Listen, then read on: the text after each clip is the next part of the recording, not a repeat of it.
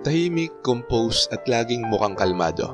Yan ang default face ng mga introvert kahit nasa gitna sila ng ingay, kaguluhan at mga taong may natural na talent sa pagiging nakakainis. Maraming nagtataka kung bakit parang hindi sila affected ng mga pangungutya, pangaasar o kahit power tripping ng ibang tao. Pero ang totoo, hindi ito dahil mabait sila. Ito ay dahil mas malalim na umaandar ang isip nila kaysa sa mga mababaw na triggers. Hindi sila yung mga taong mabilis uminit. 2 layers ang pagpoproseso nila: internal processing at mental calculation. Habang reactive at impulsive ang iba, ang mga introvert ay parang naka-slow motion pero hyper-aware sa inner world nila. Hindi sila napipikon dahil marunong silang umatras sa loob ng isip nila, magbasa ng tao, mag-filter ng emotional investment at i-off ang reaction kung hindi ito sulit. Hindi ito suppression, intelligence ito na naka-costume lang ng calmness. Narito ang mga totoong dahilan kung bakit halos immune ang mga introvert sa pagkapikon at bakit ang katahimikan nila ay hindi kahinaan. Ito ay disiplina.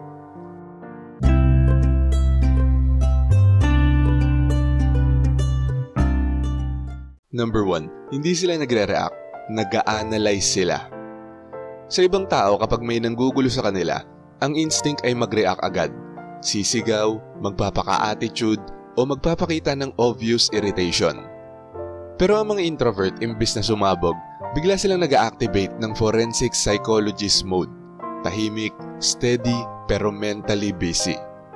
Ini-scan nila ang tono mo, body language mo, kung anong insecurity ang na-trigger, kung may dala ka bang unresolved issue, at kung anong childhood wound ang sumisigaw sa likod ng attitude mo. Ang isip nila ay hindi agad pumapasok sa emotion.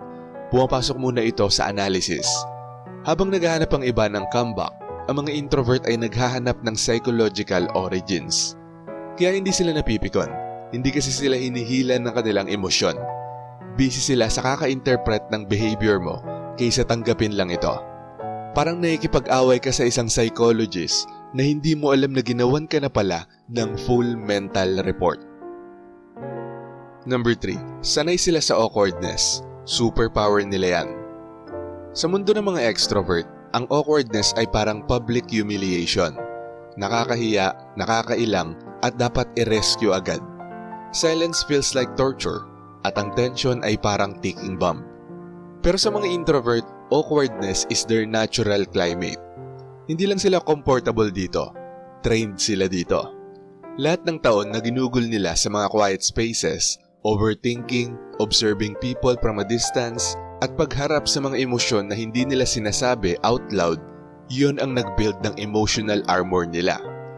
Kaya kapag may nagbungguan ng ego, tulad ng may sumimpling nagtaray, may nag-passive-aggressive, o may sumabog na energy sa paligid, hindi sila natitinag. Sa loob nila, finally, a setting where silence actually makes sense. Habang ang iba nagpapanik, nag-a-adjust ng tone, nag-aalala kung paano magre-respond, ang mga introvert ay chill lang. Pinag-aaralan nila ang bawat galaw, bawat word choice, at bawat micro-expression. Hindi sila natatakot sa tension. Ginagawa nila itong data. At habang ang awkwardness ay nakaka-paralyze sa iba, sa mga introvert parang background music lang ito sa isang familiar na lugar kung saan kaya nilang mag-navigate ng hindi nag-aaksaya ng lakas. Ito ang dahilan kung bakit hindi sila napipikon. Because the very thing that destabilizes others is the same environment where they gain clarity, power, and psychological advantage.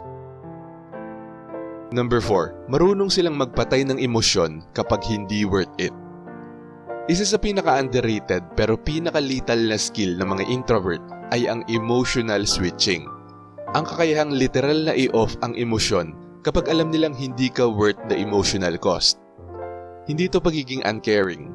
This is emotional discipline, a form of self-preservation perfected through years of managing internal storms.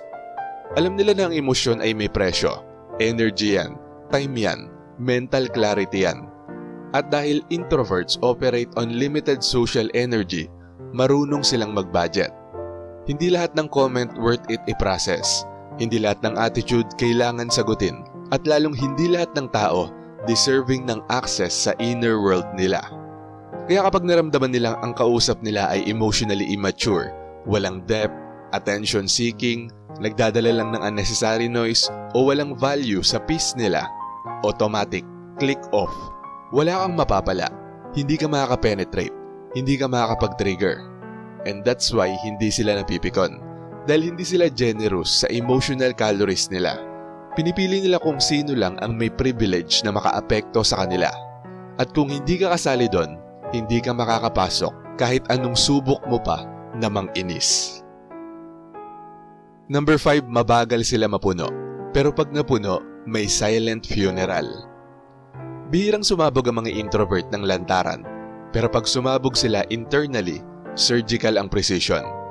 Mabagal silang mapuno kasi malaki ang emotional lungs nila. Kaya nilang tiisin ang mga quiet insults, disrespect, ingay ng mga high energy na tao at kahit mga toxic patterns. Pero hindi ibig sabihin infinite ang patience nila. Kapag nahit mo na ang final threshold nila, hindi sila gagawa ng mga dramatic confrontations.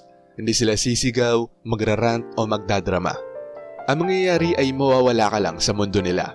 Overnight, tahimik, malinis, detached, para kang hindi umiral. Walang away, walang paliwanag, walang closure. Isang araw kasama ka nila, kinabukasan wala ka na. Hindi sila napipikon dahil pinipili nilang itago ang last resort para sa mas malakas na weapon kaysa sa galit, ang removal. At pag ni-remove ka nila, wala nang undo button. Number 6, nauna nila ikalkula ang consequences ng pagpikon.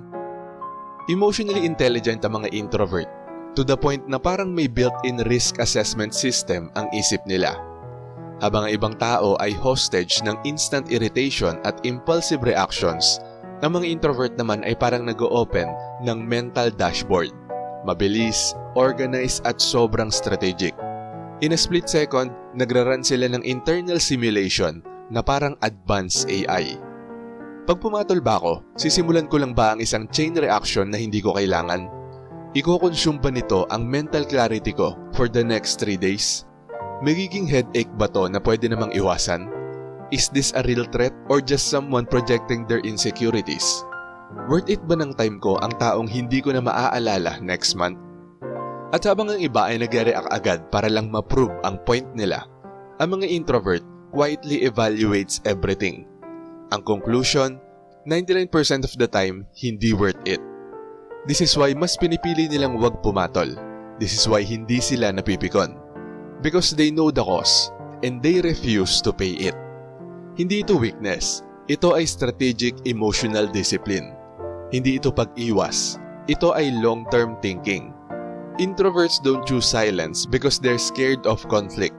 They choose silence because they know which battles are real and which ones are just noise. At number 7, master sila sa selective attention, aka Deadma power. Kung may isang skill na dapat ikatakot ng mga tao sa mga introvert, ito yon. Elite level selective attention, aka yung Deadma power na hindi tinatamaan ng guilt or pressure. Hindi ito simpleng Deadma. This is mental redirection na sobrang precise at sobrang effortless. Kapag nakakainis ka, nakaka-drain ka o masyado kang performative, may internal switch sila na napapagana na parang magic. Mute, as in literal. Naririnig ka physically pero sa isip nila wala ka. Ang words mo ay nagiging white noise. Hindi ka naglaland, hindi ka nagre-register, hindi ka nag-e-exist emotionally. At ang nakakainis pa, kaya nilang mag-maintain ng perfect social performance. Nod, smile, polite eye contact, pero internally, nasa ibang universe sila. Nag-i-imagine ng dinner later, naglilista ng mga errands, nagpapahinga mentally habang nagsasalita ka. Hindi sila napipikon kasi never mo talaga na-penetrate ang inner world nila. Nasa labas ka lang ng gate, kumakatok pero may nakasabit na sign na restricted area, access denied. At ang selective attention nila ay hindi defense mechanism. Ito ay psychological efficiency. They protect their mind by simply not letting anything pointless enter it. Kung hindi ka invited, wala kang entry. At kung wala kang entry, wala kang power. Ang katahimikan ng mga introvert ay hindi kahinaan. Hindi ito simpleng pagiging mahiyain o ayaw lang makipag-argue. Ang calmness nila ay resulta ng mahabang panahon ng internal conditioning, emotional maturity, deep self-awareness, at psychological sharpness. Alam nila kung paano pumili ng laban, mag-protect ng peace, at umiwas sa mga emotional waste. Kaya hindi sila madaling mapikon dahil kilala nila ang sarili nila at kilala nila ang kaguluhan ng mas malalim kaysa sa mga taong chaotic. Ang silence nila ay hindi pag-surrender. Ito ay mastery. At habang lahat ay nag-iingay, nagpapanik, nagrarant at nagre-react, ang mga introvert ay tahimik na nananalo sa internal war. Shoutout sa mga nanood at nag-comment sa mga bagong uploads na ito. At shoutout kay Ekong Gonzaga na nag-request ng secret social media rule ng mga introvert. Shoutout kay Marie the Lightworker. Sabi niya, "Hi po Sir AP, good evening. Sa usaping social media, hindi ako nakikipagsabayan. Mahilig lang ako magbasa, scrolls, dati po yun. Lately, wala na. Mas mabuti para sa akin ang tahimik lang. Hindi ko na kailangan ang validation at papuri.